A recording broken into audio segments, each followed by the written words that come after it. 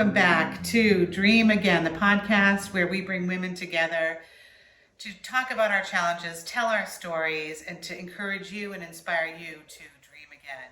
Today, I have the fabulous Darina Pogodina, and she is my Russian princess, and she is an event entrepreneur. Is that what you call yourself? Hi. Yes, and I actually played around different titles: manager, architect.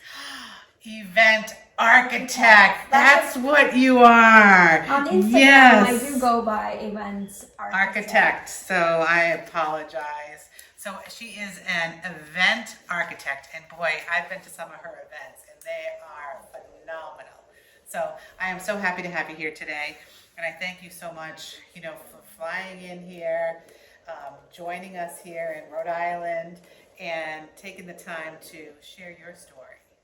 So, first, I'd like you to just kind of summarize, your life. You don't have to give me all the details, but just summarize your life to give our viewers just a little bit more insight into Darina.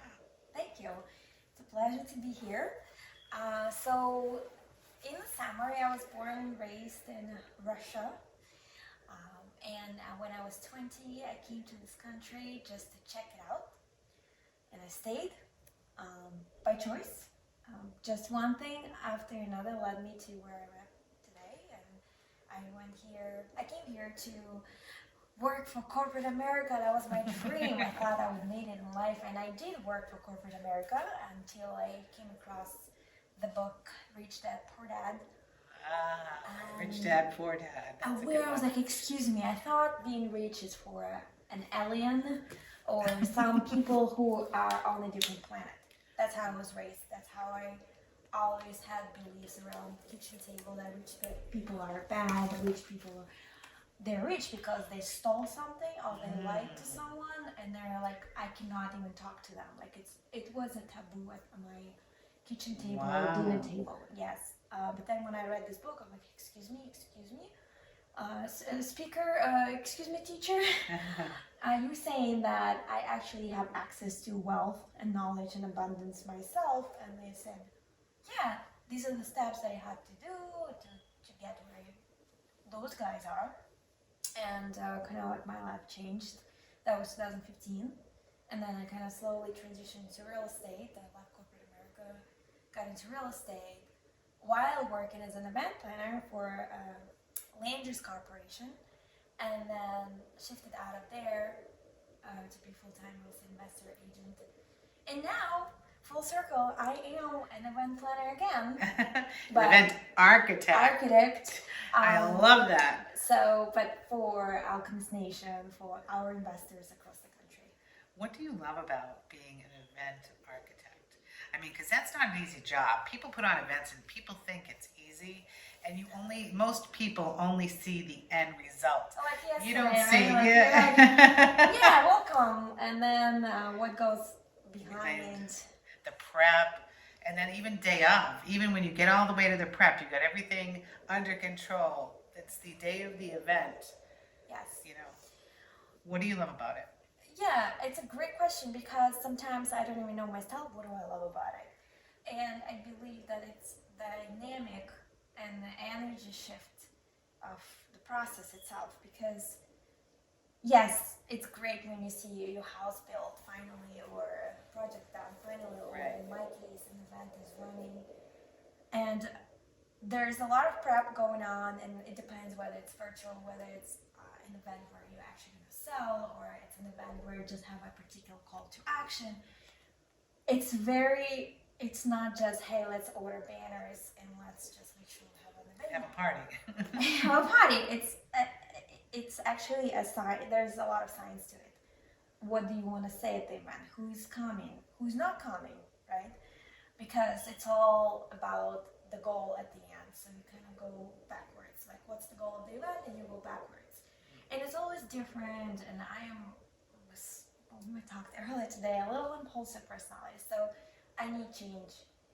My human needs are certainty, but it's definitely also uncertainty in my life. Yes. No wonder I swap countries, wanted that adventure. So an event is always it's almost like an adventure. It is an adventure.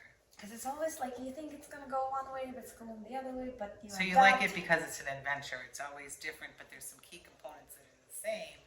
But each event has its own uniqueness, right, and challenges. And then after the event, I'm high. After the event, if it's successful, you get all the praise. And you just like, high. Yes. What's a high?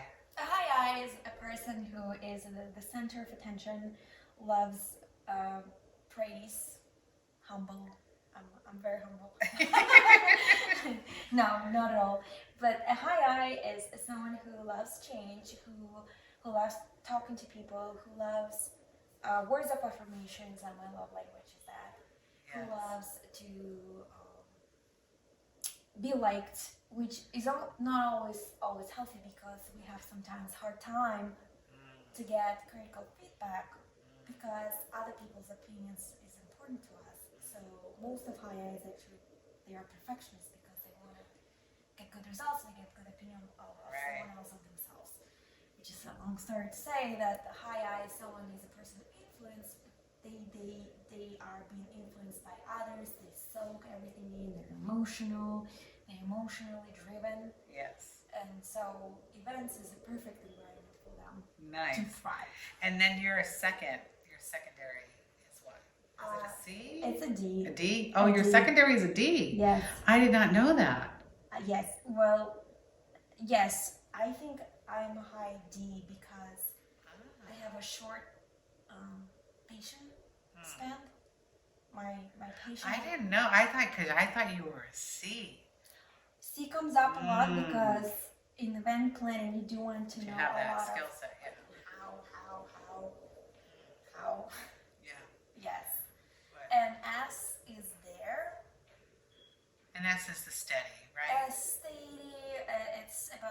It's about putting everyone else first. Yeah, making sure everybody's good And sometimes and consistent. it's not easy for me actually. I want to get a certain result, and if a person is like behind 5 times in a row, then I need to move on. Like we need to move on with the mission. Yeah. So yeah, secondary D, and I find all my girlfriends are high D's, like you, high I's, high D's, a lot of D's. Yeah. Because we're all on the same speed. We move fast. We don't want to. Yeah. Done. And we have to have to step back a lot too, to let other people catch up sometimes. Right. And it's not always easy. Mm-hmm. And then some people are like they're S's, and we love working with them because they complement what we don't. Yes. And they give us the words of affirmation we so crave, right? D's aren't into words of affirmation. Just get it done now, and move on. Let's get on to the next thing. But why are you so mean to me? I'm not mean. I'm just getting stuff done, yes, right? Yes. Yeah. Knowing yourself, I love it. I can't believe I didn't know you were D. But it is what it is. Well, in a I think I see it. in the companies, like you run several companies, we run several companies. Yeah. We kind of all 4. Yes, you have to shift through. As like trained trained. Like I hate spreadsheets. Like I want to know how, but my D comes in and so like just show me like What's the spotlight? short version of how versus don't put me through a spreadsheet because I'm gonna flip out. Not my favorite. So Darina and I are looking for spreadsheet people. Yes, someone that can do all the details and get into the little minutia. Yes, and formulas, point out. Yep. But if you show us a collage of pictures, then we're all about it. I love it. So I love learning about people. So tell me a little bit about your, I know you mentioned a little bit in the beginning about your upbringing, and how that kind of influenced you. But what made you be so strong to leave Russia, to come to the United States all alone, and just go for it? It's my tagline. Go for it. It is? Yeah, I have a cup. Some of my passwords are go for it, and then there are a bunch of numbers. We like- don't need to tell them. But nobody will ever I'm know. teasing. Yeah, but like it's my tagline. I think I had one of the best childhoods. I only learned that could be bad childhoods when I came to America, by the way. I always thought that everybody would have the same childhood as me. Yeah. So I never experienced like the rock bottom of like life sucks or something that pushes you to do something bigger than yourself. Yeah. So I always thought my childhood is the childhood that every kid has, and this is beautiful. And Now, did you grow up poor? yes, I did grow up poor, and I didn't have. If you guys take Coca-Cola for granted, I didn't have that. It was too expensive and too bad for you. So maybe once a year, my parents would get me A treat. a couple of things: Coca-Cola, Kinder Surprise, and What is it? Kinder. You know, you open up an egg. How do you call it? Oh, I don't know. Kinder Surprise? No, tell us. You know, it's a chocolate egg. Okay. A chocolate egg. You open it up. There's a toy, Okay. and it's Yeah. As a it's- surprise. Yeah. yeah. So I would get that, and I would get the chips, the sprinkles. Oh, Pringles. Pringles, yeah, that Pringles chips. So that was like. Those are like the big whoa, deal. Oh. That was.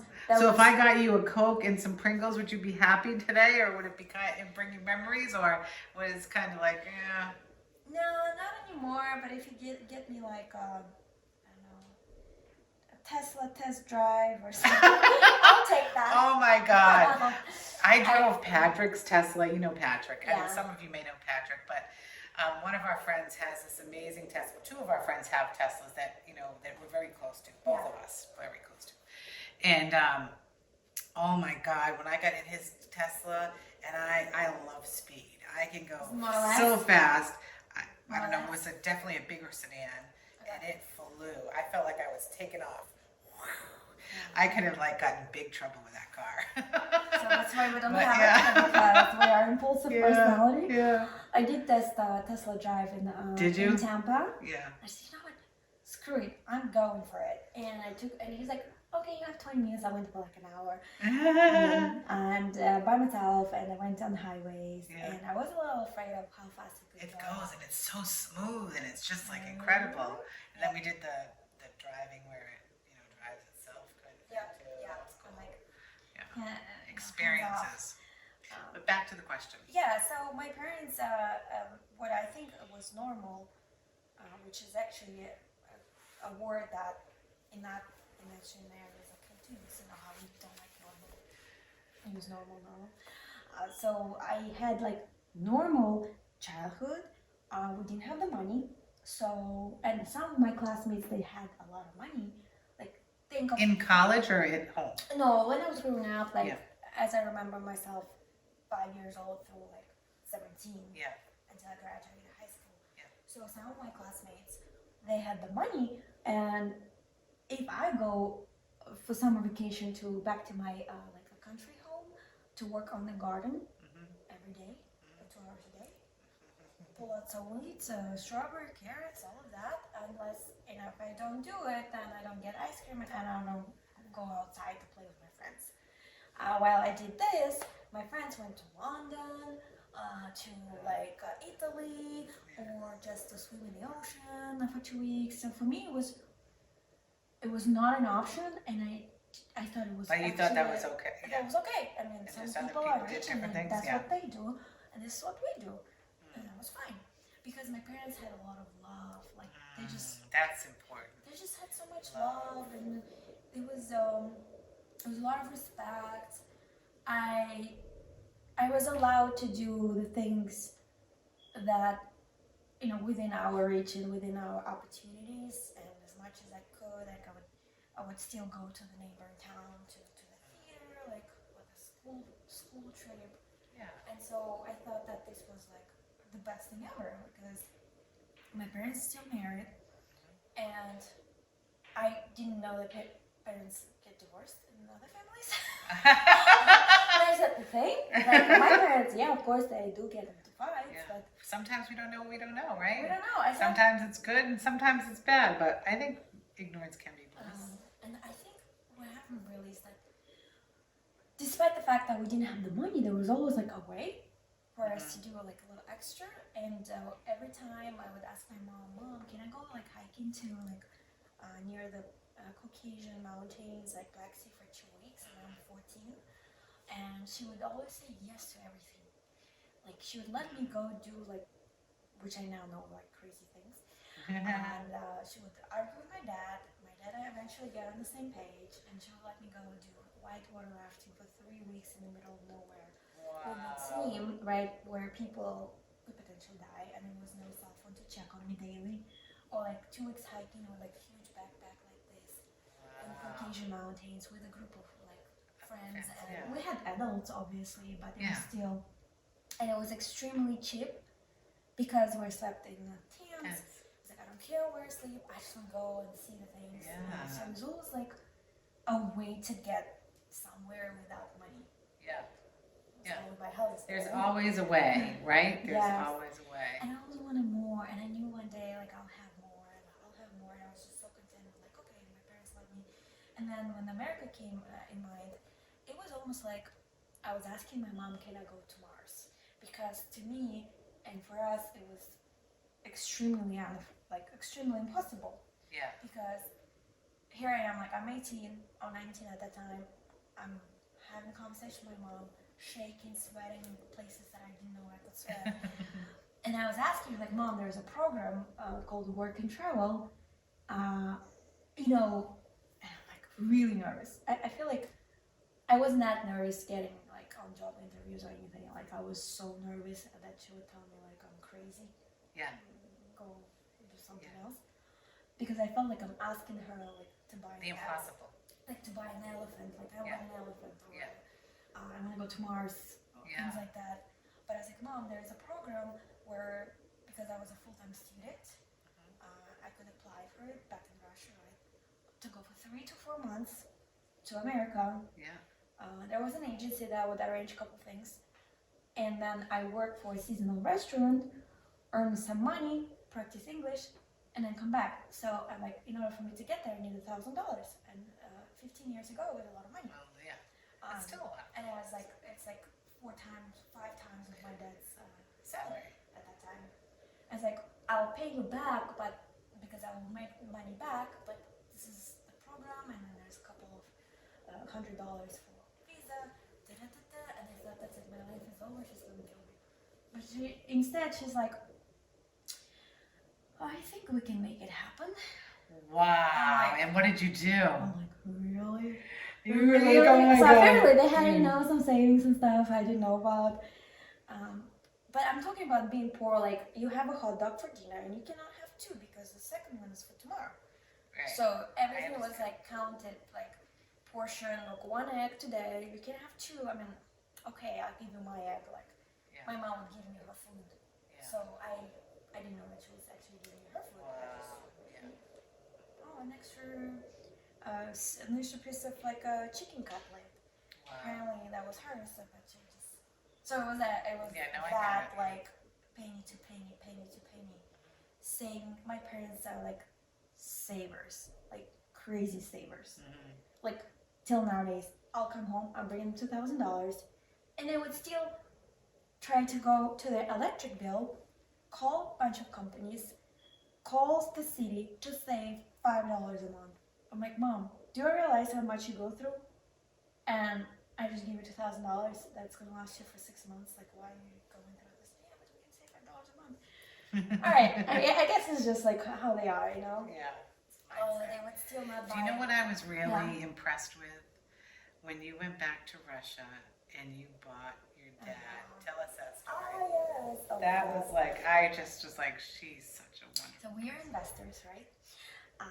And I'm the opposite. I'm a spender, and Walter, he attempts to change that, but he's a saver and I'm a spender. Yeah. So it could be dangerous because the more money we make, I just now I'm gonna buy a horse. I'm gonna buy this, that, and he's just like whoa, slow down. So sometimes so you can get rid of your money 2 ways. You can invest. So then you don't see your money, or you can just blow them. So I learned if I get the money, and I remember getting a check for like at that time $25,000 from something. I was like, I need to invest it like right away, otherwise I'll spend it. Like it can be in my bank account. And so I lended to a friend of mine for her flip, Olga, that I'm going Yes. to see. Nice. I gave it to her as a second position for 15% interest.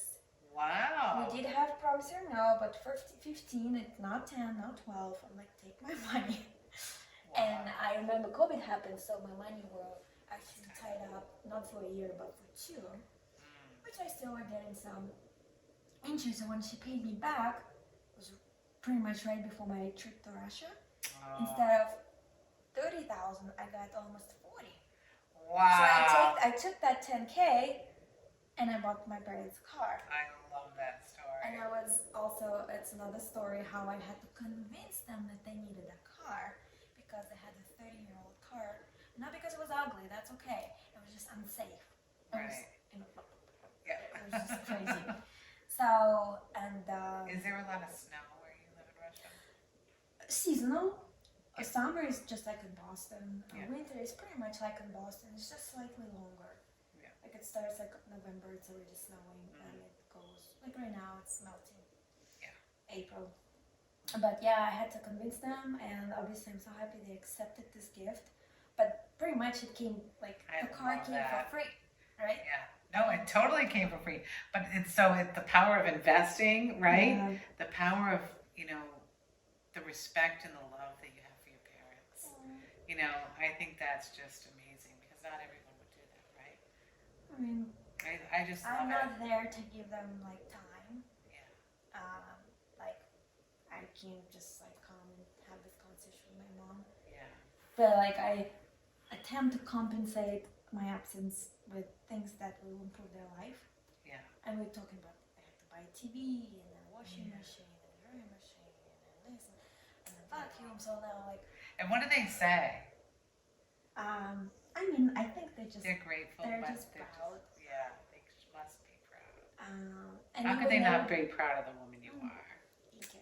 They never ask for anything. It's just they're very humble. They never ask for anything. All they want is for me to. Can you believe it? They're still asking me like, do you eat? You eat like you have food? Like, yes, I'm good. I have food. Okay, just making sure like when you cross the street, just watch out. Like they unfortunately have like that scarcity mindset a little bit that someone's gonna go after me or do something to me. But But you reassure them because you're far away that you're safe. I mean, all parents want their children to be safe. I'm not a parent yet, so I get it that I may not know exactly what they're going through. But I guess, back to big question is that I always knew there is more out there, and because my mom would always say yes to my crazy adventures. Like I went to I love that too about your Oh mom. my gosh, she's amazing. Because some parents, if they didn't have something, they kind of bring it on to their kids, and they tell them no, no, no. Because unfortunately, her mom said a lot of no's to her. Oh, so that's why she always said yes to you. And she just turned it around. She would say yes to me, even if it's just. And your father was probably like, "What are you doing?" Yeah, they had to. But they figured it out. Yeah, I had to go to. I really wanted to go to a nightclub, and I was 16, and it was a small town, so everybody was going there early, like. So it was again kind of similar conversation. Yeah. Mom, I really want to go to a nightclub, and again she didn't say no.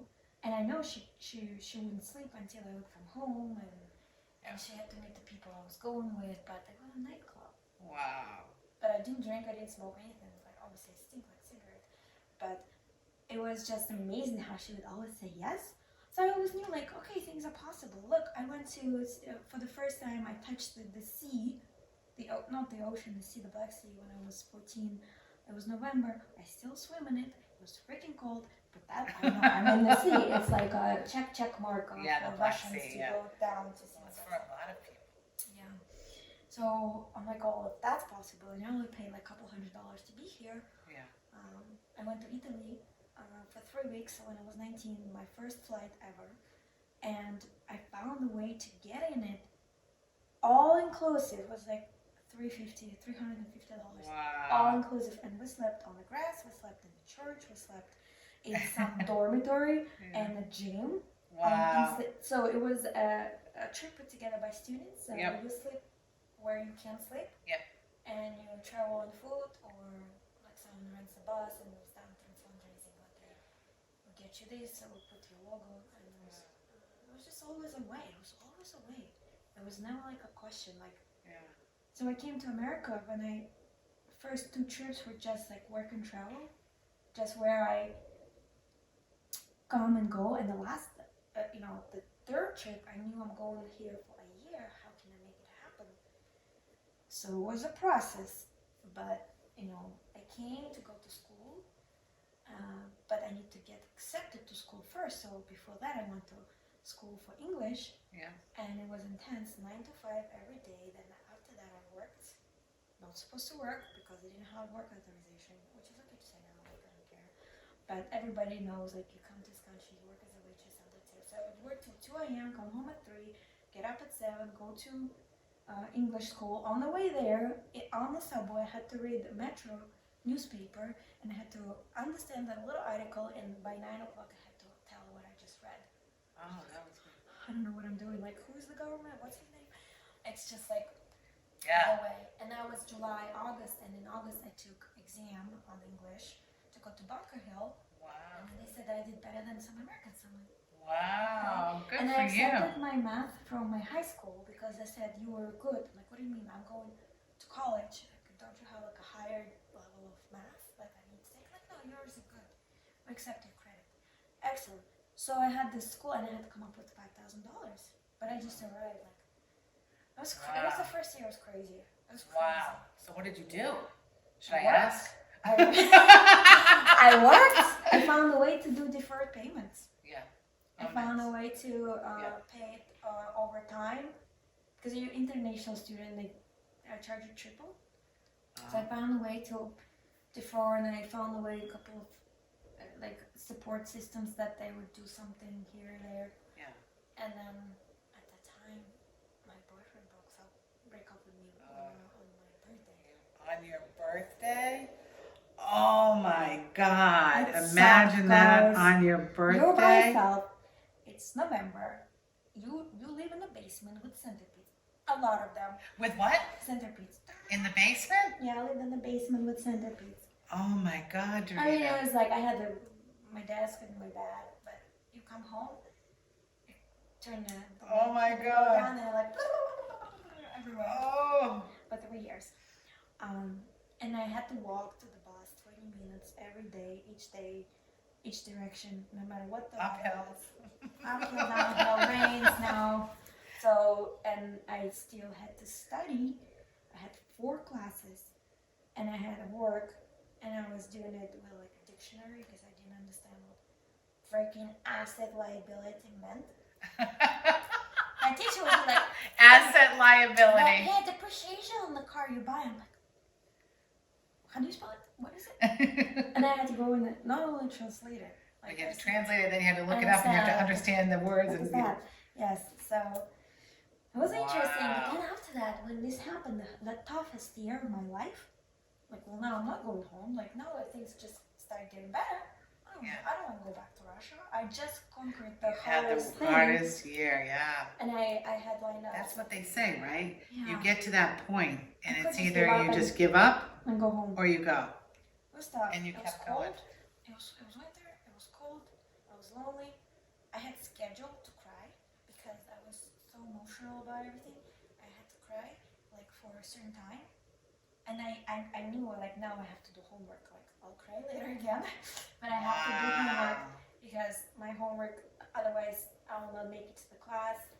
So I had homework, and then I'll go to work. On the way to work, I'll cry a little, but like okay. I need to go to work now. I don't have time to cry anymore.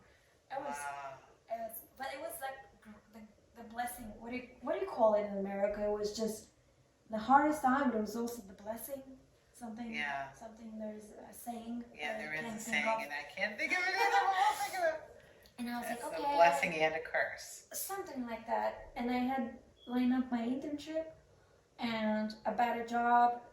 where I work no longer like under the table where they could fire me any second, right? Yeah. I had a better job, and I was, you know what, it's getting better. Now I also know some people, and I started doing networking in my second year of America because my teacher told me so. Yeah. That's The important. best thing ever, guys. If you don't network, Yeah. I went to my very first event. It was all the hotels where I studied hospitality. All the hotels, all the biggest event planners in Boston, they were getting into MPI, which is meeting professional international holiday party in Boston Library. Nice. Oh, the Boston Library is beautiful. Right. And my teacher said, you guys studied event planning, you don't know what MPI is? And it was 30 people in class who showed up, me and my friend, that's it. But there were like all of the people. That's fantastic. I came and I didn't know what to do. Like, I'm going to just pretend I know what I'm doing, but I had no idea What did you do? Just, well, it was very uncomfortable. I didn't know what networking even meant. In Russia, maybe we have this, but I never knew that there's a thing. So, and like you walk around, you pretend to be chill, cool, but you're like, oh wow, okay. And then I just sit down and someone else sit next to me, we start talking. And at very first event, I locked down an internship in Newport Yachting Center. Really? I couldn't take it because my school couldn't sign liability form. Because what if, like, I don't know, something falls on my head? So they had to like sign liability and they couldn't, which was fine because I would have to take a bus 1 hour and a half one way and go back home. But I was like, I'm taking it, yes. But I went all the way to Newton for an interview for this, and one event. Yeah. So Can it change was your life. scary. Meeting the right person Yeah. and having that conversation, and even though you were scared to death, you didn't even know what networking meant. You went there and said, you told me at an event, we were at an event one time, and you had said, Kim, if you don't know what, just go stand next to them, whoever's talking, and then eventually they'll talk to you. Yeah. Right? Yep. That was one of your strategies. Do you have any other strategies Well, now that you're good at it? great question. You're a master networker now and connector. Thank you. I think, well, when people network, they know that it's always random that someone joins you or leaves the conversation. It's usually like a circle. Someone leaves and goes. Yeah. So it's just so natural that if you join someone's circle, they instantly like kind of include you because this is how it goes. You're not interrupting someone's business meeting or a phone call. Right. It's just how it goes. You just stand and they instantly see that you're there. Yeah. And they even like make that a step a little bit. Have you noticed that? Yes. They're still talking, but like They adjust. they like turn Yeah. and then they bring you sometimes say, in, hey, I'm yeah. this, I'm that. And sometimes I do say like, hey, I do mind a crush your party. And then it's just and the other thing that also Dr. McGurk Do you mind I crush your party? yeah, just crush it. I was like, hey, I'm eardropping. It sounds like you have an interesting conversation. Nice. Yes. And then, so what Doug is saying about I love it. Eardropping. I'm going to use that. I think that you can only pull that off. I don't think I could pull that off. Eardropping. I'm going to do eardropping. One time, actually, at the airport, I was eardropping, like legit. It was a very good-looking man, also dressed up like Doug McGurk, like Yeah. Very suit, but the like debonair. colors. Yeah. Colorful and Yeah, and so he was an eye. he was an eye, but he was also high D, and he was very polite. So they're talking, and I'm just having my wine, waiting for my flight. And then he's like, "Yeah, my friend Grant Cardone, when we went to look at the car together," and I'm like, Grant and I told him, Cardone. like, "Hey, I'm sorry, I'm just eardropping. I'm a big fan of Grant Cardone. You know who it was? It was the guy who won the America's Peak Off at 10X. Oh, really? So I met him at the Tampa airport. You did? What a small world. He was just this, and then he was kind of in conversation with the other guy. It was super polite, And I just tell him like, hey, I heard Grandpa down this eardropping. How are you? So we met back then, like 2 years ago. Yeah. Before, like I knew him for that time. Wow. But it was just that, like, don't be shy. Like, just stand next to people who are talking about what you want to talk about. Or Right. and Yeah, you have to find something to connect with, right? It's about connecting or having a commonality. But you were saying Doug said something? yes, Doug is a master of networking. He has a whole course about how to network, and one of the tips that he's talking about is when you get to someone's like circle, instantly that they are aware that you're there. You're not a ghost. They Yeah. can see you, and then sometimes they pause and then include you. Sometimes they continue and then you just listen, and then eventually they include you, or you actually say like, "Excuse me, can I?" I'm here now. And it's asking them, what do you do? And whoever talks the least amount of talking is the winner. Because it's all about listening. Yeah. Like right now, I feel like a high eye. I'm talking. It's amazing. I feel so great. I But you love are it. winning, actually, Yeah. because you are the one listening. Yes. It's more effort to listen. It's more, it takes more like challenge to listen. And so someone who is talking is flourishing because they're talking. So at networking, let them talk. Like, what do you do? Enough about me. What do you do? Right. Enough about me. What if you get two people that say, enough about me, what do you do? Enough about me, what do you do? So What you do you talk. do? Yeah, no, it happens. Right? So you talk for a little bit, and you just try to pass that ball back to them. Yeah. The sooner the better. Yeah. And just ask like, okay, I do. Oh, guys, great question. Who is your ideal client? I never used that in the past, but since I went through a recession-proof challenge Yes. with Walter, and we always talk about avatar. Yeah. Avatar. But now I understand it. Now you It took get me it. a couple of months. Who is your ideal client? You know what I love about you too? Can I tell you this? Do you mind? What I love about you is that whenever you go to a class, whenever you're in, when I see you on calls, whenever you're doing anything, even in this conversation that we're having today, when you learn something, you apply it. A lot of people go to these events, go to these classes, take the initiative because they are eager to learn, but then they never apply it. I just love that about you. Well, thank you. It's 80-20, right, Kim? Sometimes we can be student forever. Yeah. And I think I do apply, you apply, but not everything, right? It's always 80-20. Yeah.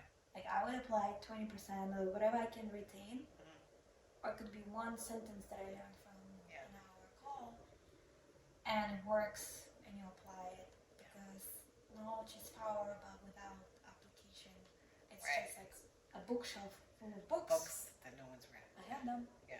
But Yeah. okay, what about, like, it's my kitchen. I have so many pots. I have so many things I can use. I don't, because You don't cook? No. So they're useless, like all these things that I have, and I don't really cook. Someday you'll cook. No. No. Do you cook anything? If you were cooking for an animal, would you cook? No. No. I can cook. I have. Wait. You just said, I can cook. I don't know, but our body language is so powerful, isn't it? I can cook too. Look at, I can cook too. Yeah, sure. I would say I do like to make sure Walter actually has food. Like, I have that a little bit of nurturing. Yeah. And I would cook what takes 10 minutes. A salad. Something simple. Or just get sushi. That's good. Sushi's Or good. anything. Yeah. Or we do meal prep where we just one time we'll fill the fridge in the freezer. And then you have it. It's easy. If anything like a soup or anything at all, I never bake anything. Not my thing. And I think it's I don't know. I think I was pressured too much to cook in the past. Yeah. And if I do it and then they don't like it, I'm like, I don't want I it. had that same thing, right? I'm so, like, it has to be like this fabulous thing. Or that was for me, anyways. Like, man, well, I don't want to get into my story, but yeah, the perfectionist kind of thing, but for different reasons, probably. Also, Galter doesn't want me to cook. That helps. Can he talk to John? What is John? He's He's my Portuguese husband. Oh, well, we're both Portuguese. I know, but I don't understand. Because he says that my time is more valuable to maybe make a phone call to a sponsor to get a commitment of $2,000 and spend 20 minutes in the kitchen. Wow. If I go and fold laundry, Yeah. he gets pissed off because I don't belong doing it. Which I actually do enjoy folding laundry. You do, because sometimes people like it stress reliever. Yeah. Yes, so I do it. Yeah.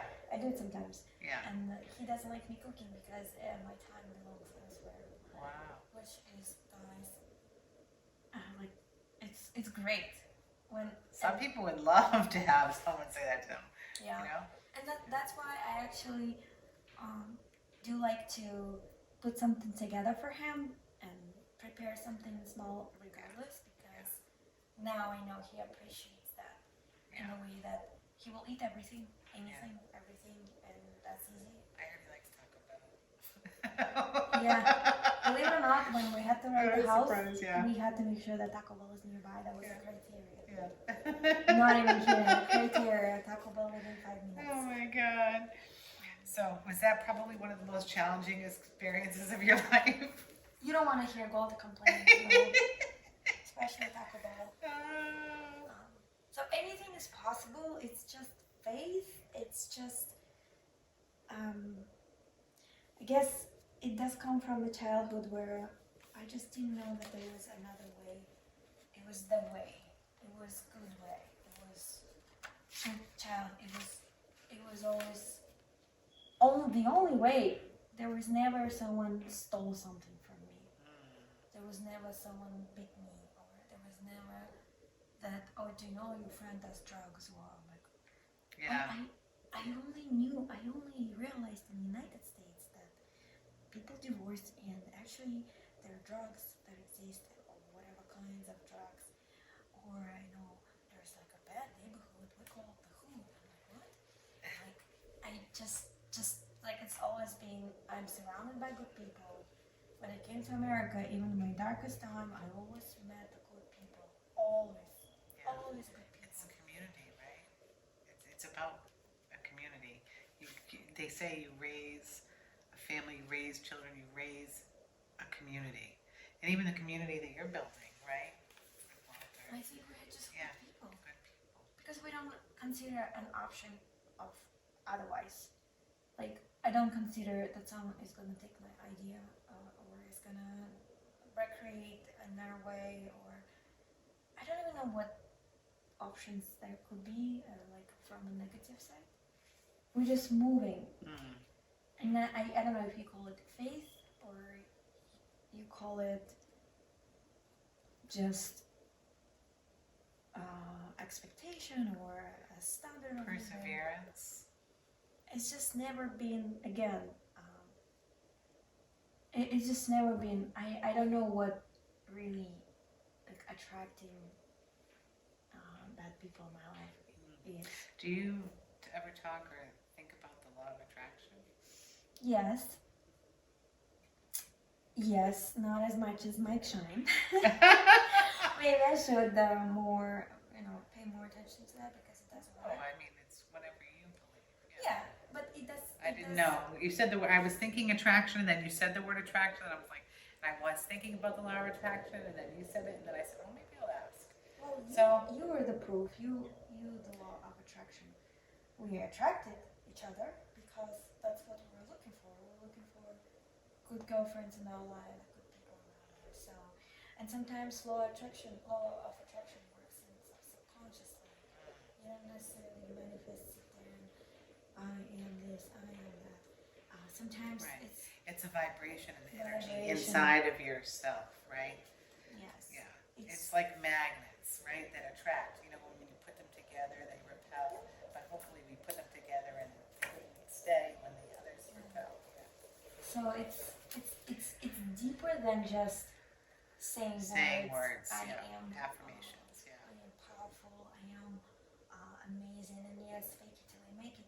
But I think it's really deep subconsciously, because it happens that there are a lot of people that are using words of affirmations. They're proclaiming their faith. They're really intentionally say out loud what they want to be or becoming, and somehow it doesn't work. It's because they're thinking more about the lack of it, and the more they're proclaiming it, they're saying, I don't have this, so they're attracting more of what they don't have, because they're saying, if I say this, then I'll eventually have it. But then you have to believe you have it, or the possibility is there. Like with you always had that no matter what, from what I heard today, is that it was possible. No matter what it was, thanks to your mother, she instilled that it's possible. You had that desire, right? Because if you don't have the desire, then it doesn't really matter, right?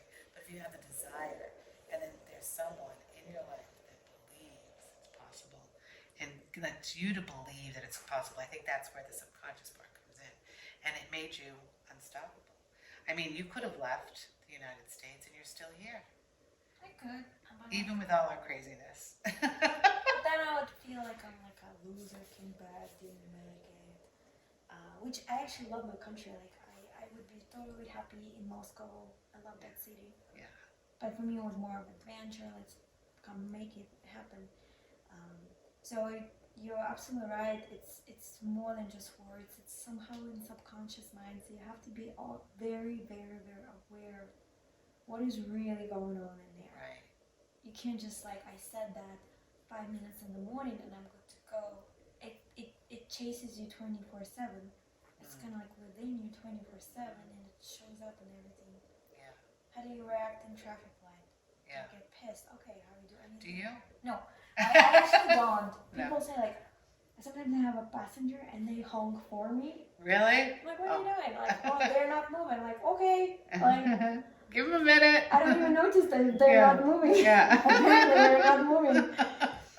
So it's just really a huge like awareness, like get inside yourself. And this year is the year of rabbit. I believe in Chinese calendar. Okay. And like last year was the year of tiger, aggressive, take action, let's go. And I was very stressed. And this year is the year of rabbit. A rabbit likes quiet. He likes it inward. He likes to pay attention to what's happening within your body, your mind, emotions. Like, take it easy, slow down, pay attention to inward, not outward. Yeah. And oh my God, this year has just been so much better. Nice. Because I am more congruent with myself, and Do you do feng shui stuff? Walter does actually. I don't really do feng shui. I do like certain decor, but not necessarily where the window has to be, or but I do believe in like animal signs. A little bit of astrology, Yeah. but not much. Yeah. But again, like it's all. So what is your animal? Well, I am a year of rabbit. Your rabbit? Yeah. Oh, that's Yeah, great. so I was going to say that. I was like, she's a rabbit. And Yeah, then I'm yeah. like, yeah. And rabbit, they can like do Yeah. this thing, Yeah. run around, but then they like chill. Right. Rabbits. Everybody loves a rabbit. Yeah, they're cute. Yeah. And they're not like they're not like hunting for anything, so they're more of like the center of attention, but at the same time they're not harming anybody. Yeah. But they're bringing some sort of peace. Yeah. And I know the rabbit pose in yoga now, so Oh, not show us today because you're in a beautiful dress, but it's strength. It's stretching your spine from the top of your head all the way to the tailbone, like that kind of like folding. It's very, very effective. Wow. Like if you're sitting, if you are. And what does that do? Well, it's like the opposite of camel, when you go all the way backwards. Yeah. Well, it is as you open it up. It's like any chiropractor, the crack. So when you open it up, your little spine cord It's just, joints, wow. it just releases Nice. toxins Right. going away. Any tension goes away. Anything that could be locked in because it is sitting all the time, now it's all kind of released. And now drink water, everything flushes down your system. Nice. How often do you practice yoga? Usually like 3 times a week. Nice. Yeah. Well, with horseback riding, it's necessary because you get very tense when you ride a horse. So you gotta have like compensation to do it the other way, like completely. Yeah. True. We can talk forever. I know. Right. Just like talking. Love it. A lot of these questions that I have for you, we were answering. So Okay. I'm very, very happy I with can that. talk forever, like, but I don't really talk about myself, you know, so it's nice. very rewarding. How is it? Thank you. Nice. What is your biggest life lesson?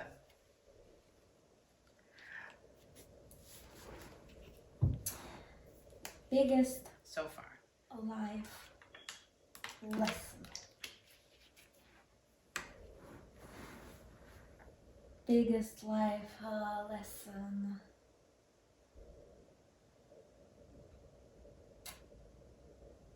I think, or I feel, what do I feel like? Biggest life lesson.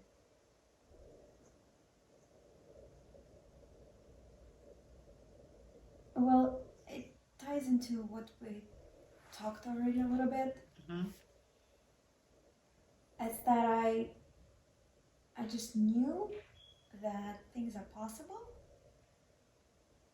And it's interesting, I only now knew that things were possible. Like, I recognize it now. Right. Because before I just lived. But now I recognize that I always had that Inside knowing and feeling.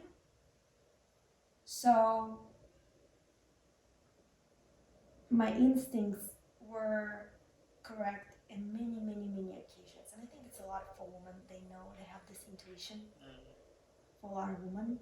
So I guess one of the biggest lessons is to follow your intuition because it's rare, so rare when it actually lies. Because your intuition is something that is so unique and so congruent with who you are. Like, your mind and body already knows it. Yeah. It's connected. I was like the mind, body, the mind. Like, I feel, I think. When those two are connected, then it's true. So how do you know what's your intuition? Have you figured that out? Like, how do you know? Because people ask that question, I think. Really? And some people know, like, do you get it like here? Do you get it here? Do you get it in your stomach? Is it a feeling like that? Like, or is it something that pops in your head? It's more of a feeling. It's more in your chakra of your heart. Yeah. Right here, and I don't know if you follow chakras. You know, the belly is the creation, and this is the heart chakra that is very intuitive. That's why a lot of times when we get scared, it comes with your heart. Whenever you feel love, it's in your heart. And intuition, I feel like it's the energy concentration around here in your heart. And it's a cliche, hey, listen to your heart, but it is true. Yeah. It's there. It's just so like, it's there. It's just there. It's there. So when something feels right, go for it. If something feels wrong, just don't do it, because you most likely 99% you will be right. Yeah. Can you tell the difference between fear? Like, how do you know when you're fearing something or you're just scared? You know what I mean? Like, sometimes you get this intuition, like you should do something, and then there's the fear response, what is it called? Fight or flight. Have you ever experienced that?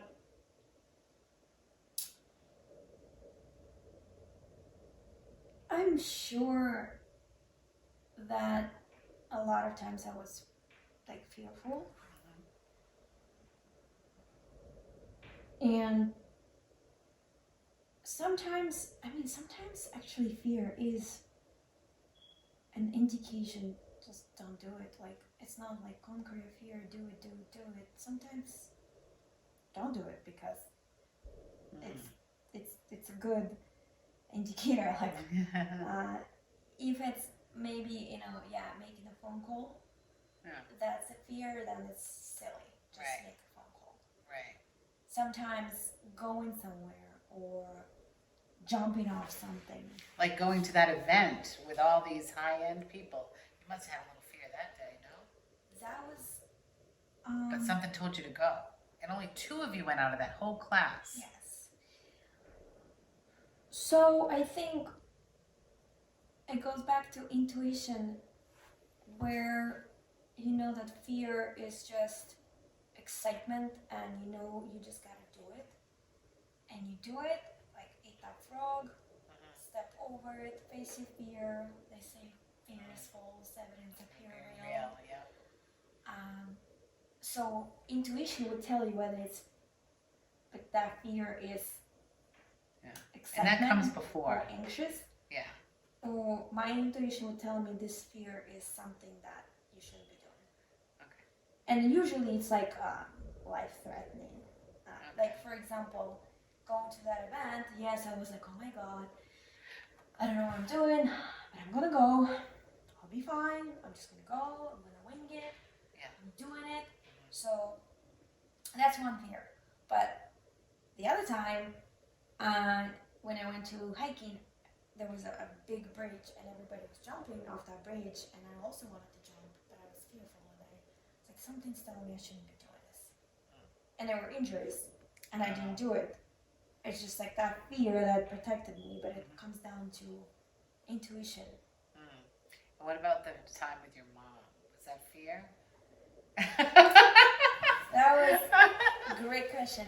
It was fear, but I'm sitting on the chair. I mean, what could possibly go wrong, be wrong? Like, she's the person who loves you more than anyone in the whole world, go who's always read saying a book. yes. Like, Maybe you were afraid you were going to say yes.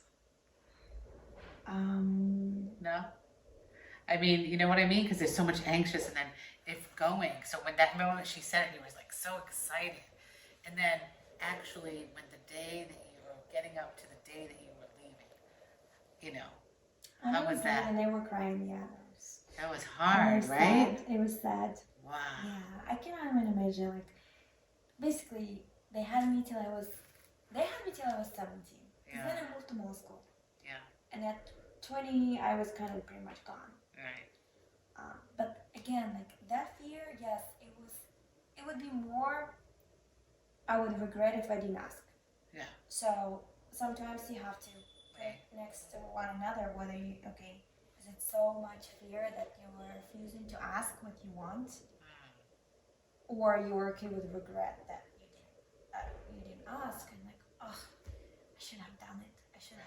How many people know I should have done that? it? Nobody wants that feeling, right? No, it's the worst. Yeah, it's the worst feeling. Yeah. I just got the chills.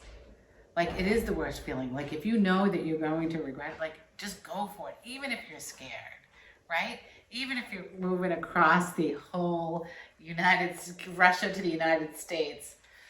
That was not that scary, actually. It was... You were 20? It was not that scary. By yourself? No? Honestly, to get on a stage at the 100 Millionaire Summit is more scary than... Really? Wow. I really love the stage. I don't really... No? I don't know. I feel awkward. Maybe I don't look awkward. Yeah. But I feel awkward. Yeah. I Kind of just like I feel feel awkward weird right now. Someone was firing on us. Oh my god. So yes, but that's fear. But then my intuition tells me go up that stage. Right. It does tell me it's fear. Yeah. you're gonna go. You just got to do it And anyway. I do it because, especially during the common stage, like, oh my god, oh shit. Tuck my belly in. That freaking belly is always I want to suck my belly in. So yeah, it's just trust your intuition. I guess Yeah. it's the biggest lesson, because there were a few moments in my life. Yeah. Well, just do it. Your tagline, right? No, what was it? Just go for it. Go for it. Sorry. There was a few moments of my life, and I guess that comes down to a big lesson now that I'm thinking about it, where I didn't do what my intuition told me to do. Oh. And I listened to someone else's advice, and I regretted it. Oh, can you share or no? No. No. Okay. But it was a life-changing experience. Wow. And I should have followed my intuition, and my life probably would be different. And I'm not saying better or worse. No, yeah. It's just a different scenario. It's a different path that I would have taken. Yeah. But I listened to an adult, someone else's intuition, decision. Decision, yeah. Because we really know. We know. Like, we know. We know. That's what you're saying is, you know. You don't have to get everyone's permission. You, yourself, know. And that's probably what you tell, someone in your position, like, in the audience or what have you. Like, what would you tell them about intuition and life? Follow your intuition. Yeah. Don't follow your intuition if it means that it doesn't work for someone else, but it works for you. Yeah. You either end the relationship, you end the situation. If you have some doubts because someone told you otherwise, go contemplate. Don't rush into taking their advice and applying to your life, because it's your life. They already forgot that they said something. Yeah. They already moved on, Yeah. and now you're the one lives with that, and you wonder what would have happened if I just followed my intuition. Right. Because you already know all the answers are within you. Yeah. There's a book called The Power of Decision. I really love it, and comes from not necessarily creative thinking. Creative thinking is not what sometimes we think about. Creative thinking is not like, hey, let me create an idea where now I'm going to change the world. Creative thinking is just a connection with your conscious and subconscious mind, where when you connect, now you have ideas, now you think clearly, now you can actually tap into your infinite power. You can tap into infinite. Yes, you just have so much that if you believe you're part of the universe, and the universe is infinitely intelligent, and you're part of it, so you are infinitely intelligent. So everything is within you. You're connected. Your mind is connected to the mind, to the infinite mind. And if you're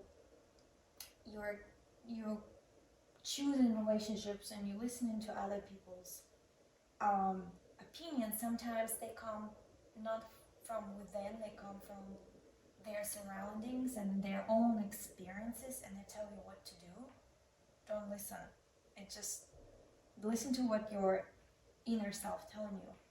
That's like an intuition. That's the connection with your subconscious mind, with infinite intelligence. And it happens when you have awareness. A little bit quiet down. Sometimes just get a little quiet and feeling the feeling that you have makes you Feeling the go. feeling.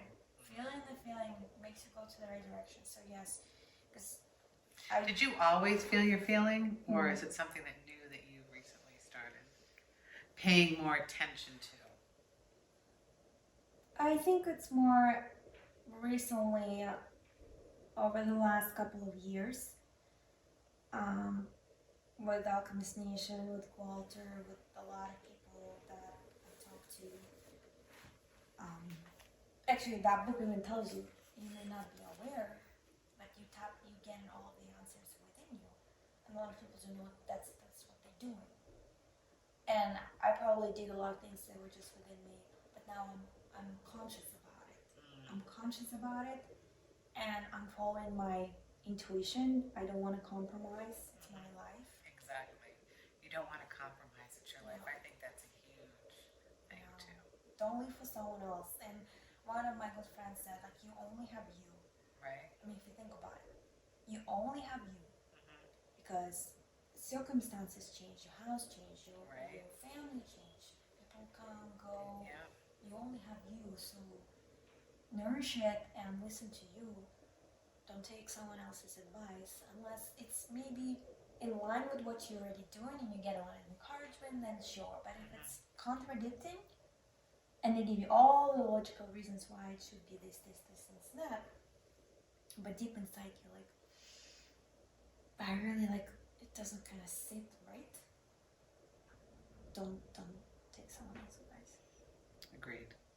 Yeah. Agreed. Thank you. Just go with your own spirit. Because it rarely is wrong, Yeah. but it's usually right. Yeah. Sure. Do you want to talk business? Sure. I mean, we Okay. have time, right? I don't know what time it is, but Oh, we have time. 3:45. okay. So let's talk business. What do you do? What do you do? Oh, what I do. Or what do you want to talk about business? Tell me what you want to talk about with business. I don't know. You have such great questions. Usually, just go with the flow. Well, what do you do? Let's start there. What do I do? Let's bring people up on. Okay. So what do? I work. What do you do? She works. Yay! I work. I work. So She dances. She horse rides. She helps thousands, hundreds of thousands of people. You do. hopefully, You do. so what I do really is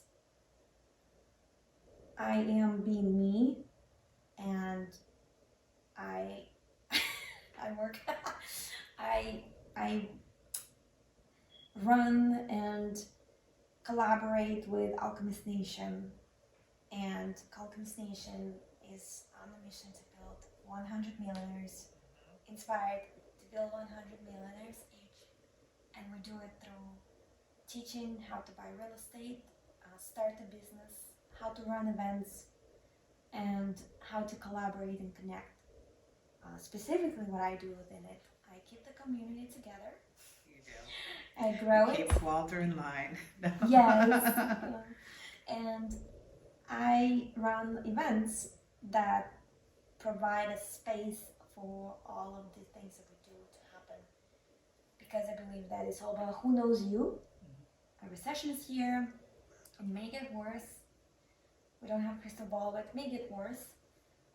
It's kind of weird on certain times. So it all comes down to who you know, who knows you, how you build connections, how you build relationships, corporate connections, and real estate. That's brilliant because now we have database who love you and you love them because you know them. And then from running live events, creating that space environment for people to be themselves, to express themselves, perfect self-expression, what they do, how they are, over either water or drink, it doesn't matter. It's all about how they can come together and build connections, build relationships. And we're now we're gonna have 300 events running a month at the end of the year. Right now we have 50. That was my dream. I told Walter that before. That was my dream to do that. Well, let's do it. Let's do it. Like Kim, you and I, we can really collaborate now because you have all the skills, all the personality, and I'm just me, and me just you. So you and I need a team of people who are on the same page. And systems and processes is like my weakness, but Walter is working on systemizing because we have processes, but Yeah, systemizing they're it not so it just runs quite like a- systemized, but we are almost there to now connect all the processes in one line. Just like McDonald's, fries, Yep. burger, bun, Yep.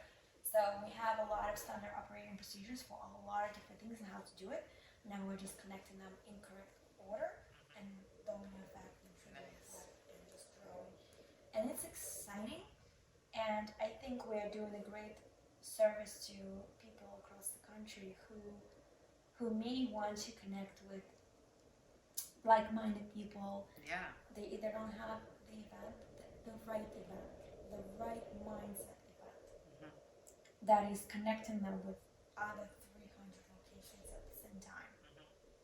and then of course we all have a big party at the end of the year at the 100 Millionaire Summit. Yeah, that's the event that's coming up. When is that? It's November 2nd for VIP, and then 3rd, 4th, 5th, a 3-day event in Orlando. Oh, Orlando, same place? Yeah, same place. I Same love it. place. And now it's honestly, as we are growing, we are inviting mostly like really community leaders. Everybody's welcome, but we will sell out this year, and we want community leaders like you, like Melanie, Frank, Mark, Carla, Yeah. everybody who runs an event. So almost like it's a leadership retreat.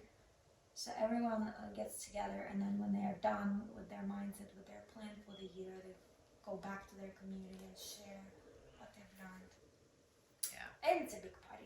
And you and I I love love to it. dance on Yes. stage. Definitely love to dance. Yeah. Take videos. Like, And what was that event that we went to? Remember the first one in Florida? One of the first ones that Mission to Millions. oh, it's my That favorite. was, yeah, I loved that. I want to go Are you back. doing any more of those, I or no? want It's to just do it. I yeah, have to negotiate with yeah, Walter. 'Cause, yeah. We are Intimate events. I it's like very too. intimate, and it's very Powerful. intense and Yeah. powerful, and we are creating an inner circle Mhm. with high net worth individuals. Like, you would have to really apply to be in it, and that's where I told Walter that I want to create an event in a tropical place, in a big house or mansion. That's what Elena was doing. We were supposed to go to this thing, but my husband can't leave the country right now. Where are they doing it? But they did it in the Caribbean. They just had it. They were just there. She had all these cool things planned. I'm like, I really wanted to go, but we couldn't. Oh, But doing things together, like she's focusing on the couples, right? So, I mean, we love couples. I think Yeah. it's a power because yeah, the No, power. no, It's a team. it's A a couple team. can be a team. It doesn't have to be husband and wife, girlfriend, Partners. boyfriend, partners, whatever. you know, when they say a good analogy, one huge Clydesdale horse can pull 8,000 pounds, Yeah, but two can do 24,000 right. pounds. So it's just somehow like an effect of a good team doing things together, going to the right place together. Yeah, It's huge. yeah. So yes, this type of event, like Mission to Millions, Yeah. so we're going to the pool, jacuzzi, Yeah, wake up with yoga, yeah, food is ready, yeah. and there's just like these chairs just like that, going through exercise and Yeah. Shark Tank. Chairs and like even physical activity where you're doing something that Or you wouldn't dancing. normally do, right? Yeah, Or whatever it dancing. is. Yeah, it Yeah. could be dancing. It could be like, Eating fire. well, Never again. Yeah. I'm going to change the subject a Yeah. little bit. What's one resource you can't live without? One resource.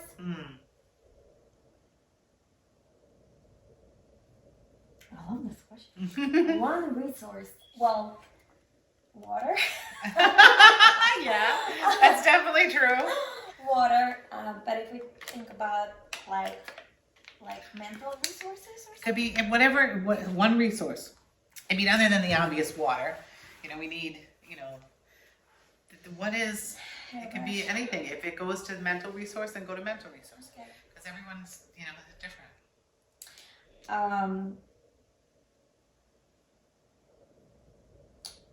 One resource. Well, I think it's people. Okay, good. Yeah. That's a good one. People. So. Yeah. I I mean, don't know. community events, Yeah. but having yourself, right? But it's people. It really is people. I always say, if we weren't meant to be around other people, there'd only be one of us. Yeah. Right? Right. No, it's true. And the people, it doesn't mean that I have to talk to them. I love be surrounded. Yeah. Some people that I see every day. Yeah. It gives you energy. Do people give you energy? Not necessarily energy. It gives me just a sense of belonging, sense of that I'm not alone. I'm just a lot of sometimes I honestly would go to a bar by myself, and I don't want to talk to anybody, but I want a bar to be full of people. And I work, and I could just have water, and I work, my phone, a laptop. There's so many people around me. It's true. I don't want anybody to come over. Hey, honey, I don't want that. But I do want people in the bar, and I just like surround myself with that, and I get creative. I do the thing. Nice. Just as at the house where we all have our special stuff. At the house, go ahead. Yeah, the house would just be in water. Like I need to get out. I need to get out of the house. Yeah. I hear you. And what's yours? I want to ask. What's my what? One resource. One resource? You know, I have the question and I haven't thought of it myself. I think people. I think, you know, being through the C word and just knowing how I get energized, and when I'm around people like you, I'm similar to you in that aspect. When I'm around people, I'm more energized. I love learning about people. I love talking about people. I love understanding different cultures. I like the nuances, yet the similarities in all of us, right? So, and that's what I've done my whole life, is build teams and help people grow and develop. So, I think if I didn't have that, then, you know, I was stuck at home working, kind of did a lot to my mental state, I think, because I need that stimulation. Physical and the thought process, and communication. It's oh my god, this is a perfect word. Stimulation, because it stimulates the thinking. You share something with me I didn't know. Or I couldn't even think about. And it's just amazing how. And I think our energy too. You know, energy is another important component to all of this, because when we're in the same room, you feel energy, right? When you're in that room, you may be hearing different things, but is it the energy that you're feeling? Is it the conversation? You know, auditory, what is it that really but gives your soul some life? And for me, you know, it's the energy in the life within people. And when you walk into any space, it's about the energy, right? And I know, okay, Kim is in the room. Something, like, have you noticed sometimes people, they walk in and you know they're here. You know someone showed up, like. And you have that magnificent energy. When you show up, it's just, and also like when I see you, like, oh, Kim was here, yay! Like, Thank you. Yes, you have an amazing energy, and I think because you have certain vibration, you only attract certain vibration people. Have you ever attracted like a bad person? Probably not. I mean, probably. But at least like. Yeah, but no, I mean, for the most part, I like good people. I mean, when I say good people, I believe all people are good people. I just believe we have different challenges in our different places in our life at certain times, right?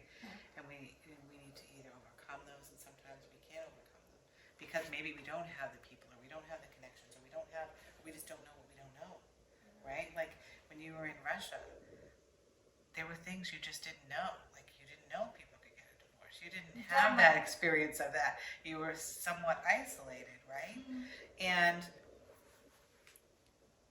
part of that was good, so you didn't have that experience, but part of that was when you came to the United States, you were like slapped with it. It's like, okay, here's all this new country. I needed to learn the language. I had to, like, and the centipedes crawling all over your room. It's like, wow, how did you get through it?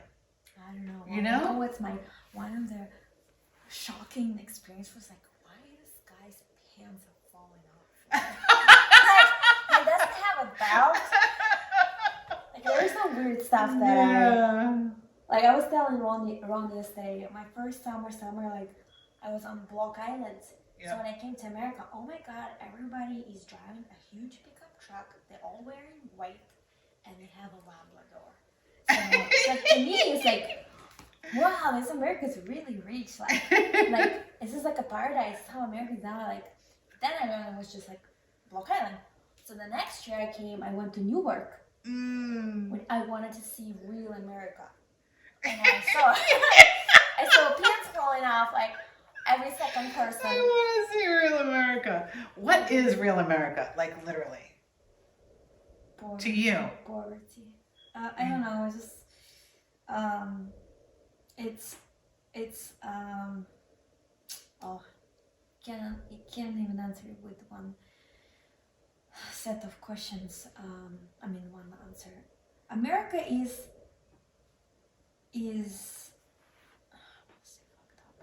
I don't want to say, but I do want to say it. Like, can I curse here? No, I can probably. Well, she'll edit it out if it's not appropriate. So say what you want to say. I think you. America is fucked up, but not in a fucked up way where it's like. I think it's just fucked up in the sense of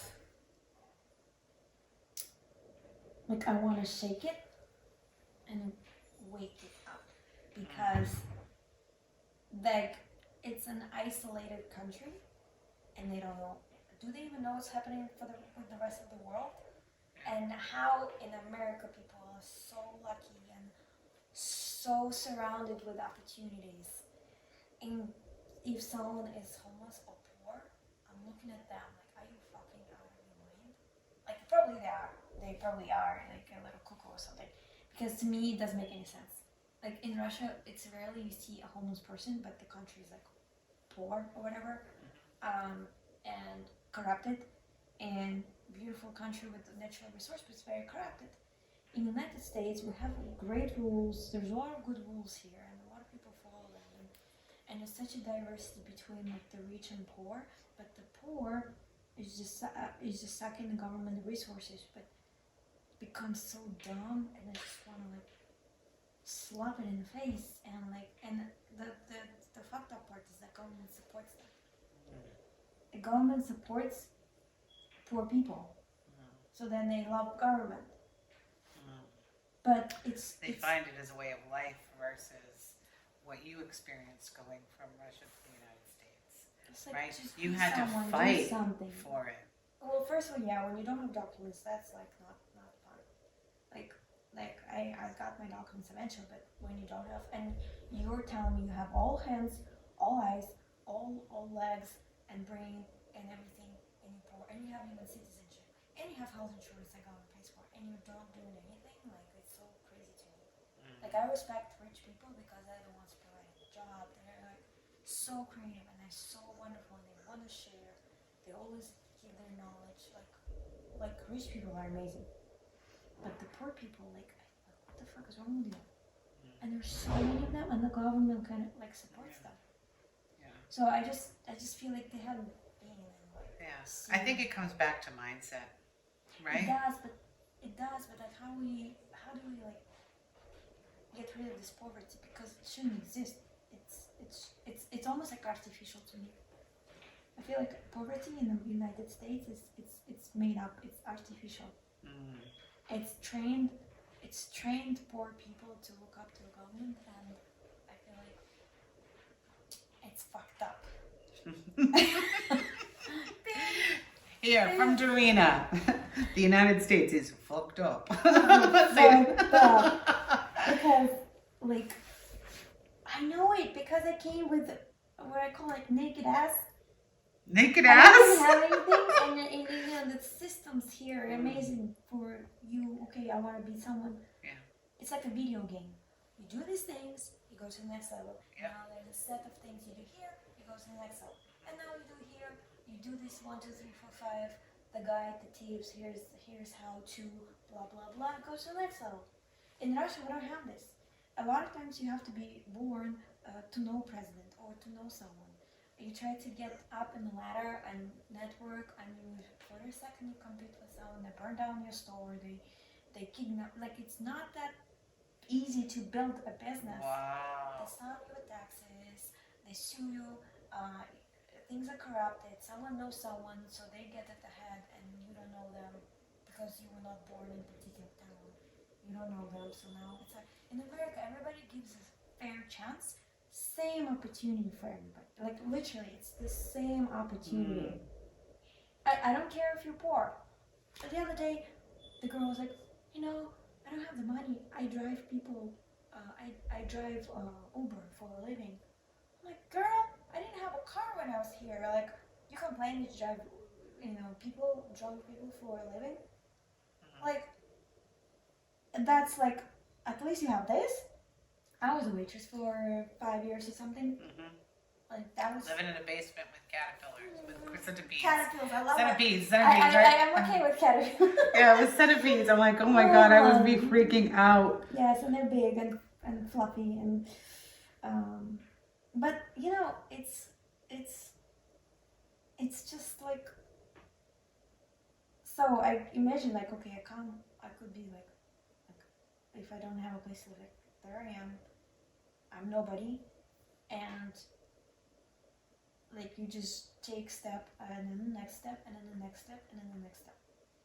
I think everybody, no matter how poor you are, where you come from, what family you came from, if someone,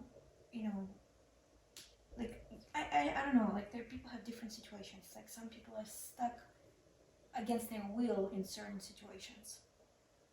Like it's not easy to get out. Like I was free. At least I was like just me. I just had me, so I was free to go anywhere. Some people do get stuck in certain places, situations, families, husband, wife, whatever. It does happen, but I do believe that there's always a way out. There's always a way. There's always a way out, and once you're out, do the thing that I did, you did, people who came from poor family, and they did, and now they're successful. And you don't have to be genius to have a brilliant idea like Elon Musk or Bezos. You can just be a decent human being and join someone else's journey or mission or vision. Join someone else's and just support them and pick something. But don't be just, I don't know. It's mindset. Obviously, it is mindset. Living on the street, feeding off like stamps, which temporarily is fine. I wish I had food stamps. I didn't have No. food. Yeah. I was immigrant. Yeah. I was not eligible for food stamps. I wish I had them, but I didn't. And you do. But now it should be like just a temporary thing. Temporarily. Now you move on. Like pursuing happiness movie. Yeah. Yeah. Watch this movie you haven't seen. I'm so mad. I'm like, yeah, well, you work so hard. I can see why. You had, like, just I didn't realize and that's that. true of a lot of immigrants. They work very hard. But also, like, it just like was that way. It's like my childhood. I didn't know there was another way, and I didn't think it was like actually that hard. Right. But people around me tell me it was hard, but I didn't notice that it was hard. Right. The first year was hard only because I just was very lonely. Right. It was more mental versus working and walking. And that was like okay, but I was just very lonely. I just, it's winter and your boyfriend breaks up with you. On your birthday, like, poor Darina. Oh yeah. But you made it through. Yeah. But it was also a blessing because I did a lot of things that he said I couldn't do and whatever on my own. And I'm gonna prove it to you. I'm gonna prove you wrong. The best way or the best revenge is proving someone wrong, right? Rather than getting angry with them, but using that to fuel what you should have known you could have done all along. Yeah. And also like some people would come back to me and like, oh, you're so cool, you're the best thing that ever happened to me. I'm like, so sorry. Yeah, you thought I'm too dependent on you and you moved on because I was asking you for things, and well, I asked someone else and they give to me, and now I'm this, and they're happy, I'm happy, and you, I don't know. I was just a couple of people that just didn't see me for who I was, or didn't believe me, and we part way, and I'm sure it happened to you. Like, and Yeah. you're like, oh, look at you, who you have become. Like, yeah, I worked on it. We all work on it Every every day, right? I still have a hard time, like, sometimes even accepting a compliment or accepting someone's money. Yeah. I have a hard time because it was never part of when I was growing up. So what do you do to get over that? I don't know if you. I don't know if you need to get over it. It's just who you are, and I do accept sometimes I do accept because I think it's the right thing. Do I still feel a little uncomfortable? Yes. But it's almost like I have other things to worry about than this. Than that, yeah. I'll accept it. I feel a little uncomfortable. Yeah. But that's fine. That's just, it keeps me in line with, like, not exactly who I am, but like I'm not taking this for granted. Right. I'm accepting certain things, and I'm feeling a little humble and a little awkward and a little uncomfortable. But I'd rather feel that than forget that things are being just given to me. Right. So just certain things you just don't want to change. Yeah. I like it. Well, this has been a great conversation, right? Yes. Yeah. I'm sure. I'm so happy. Learn about you tomorrow. I'm gonna have Oh, I don't know what's gonna happen, but I'm so glad you're so good. So today you got some practice. I don't have any practice, so but it'll come. It'll come. Like, it's gonna be a different environment. Yeah. It's gonna be different people, and I think what I plan to do is just be me in that particular moment. Yeah. And sometimes people ask, what's your one piece of advice? Today is this advice, tomorrow will be different advice. Yeah. It's just how we feel. Yeah. What's the flow for that particular? Yeah. Or I may not have any advice. Just read this book. Yeah. You have a lot to pull from. You've had a lot of experience. You've been through quite a bit. But see, it's like, even you're saying you've been through so much, and I'm thinking, what have I been through? Like, but then I'm start counting. Yeah, when you think of it, when you go back and you think of it, and not a lot of people can do what you do. Are there people that have? Yes. Not a lot of people. I could never sleep in a basement with centipedes. I don't think I could. I really don't. Now that's like not. I mean, it's better than sleeping out on the grass and in the snow, or right? But I don't even know. Like, I guess what happens with all of us is that when we're in that moment of, or in that time, or in that space of complete, or let's say hardship, right? Where we figure it out.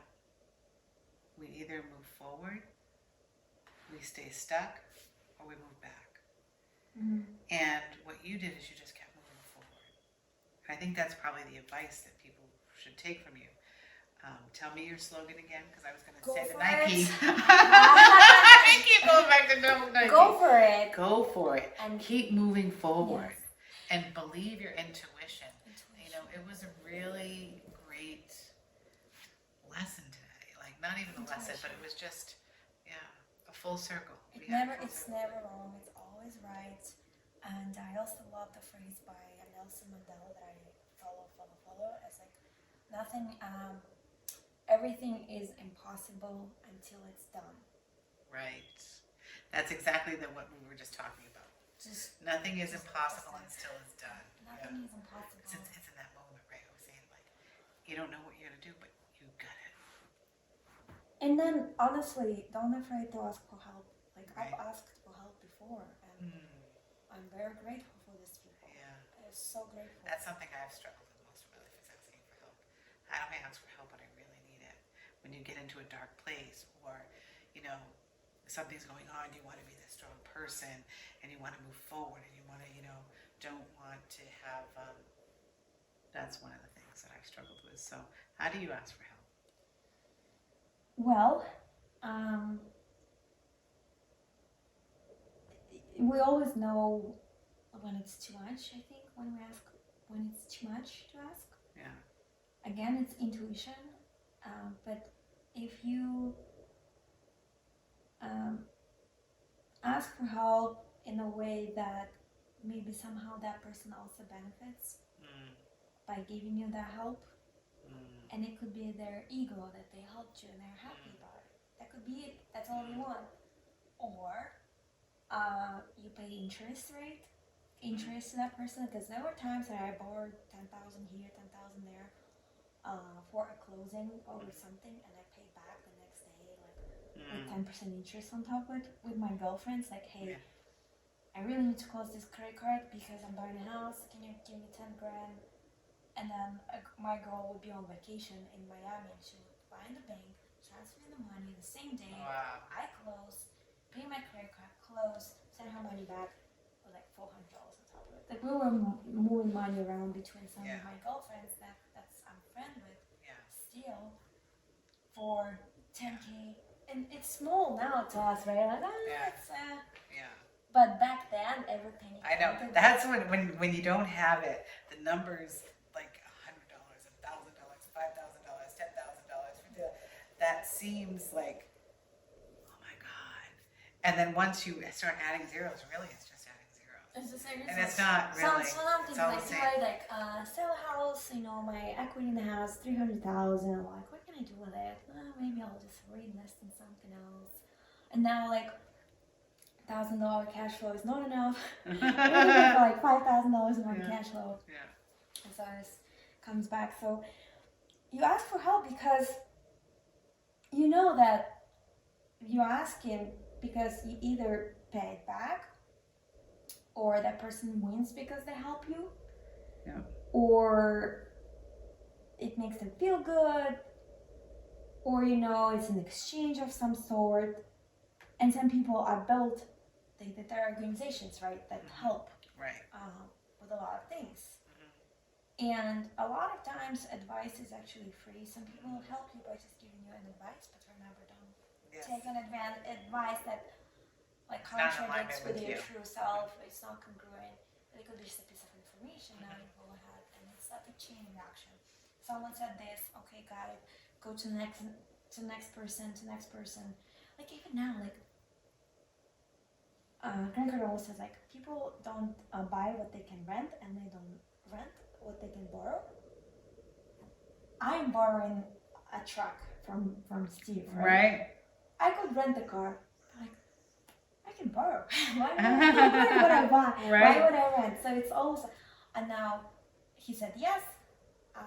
He's I don't know, feels good about it because he had big ass. Yeah. I win. I thought you said because I have a big ass.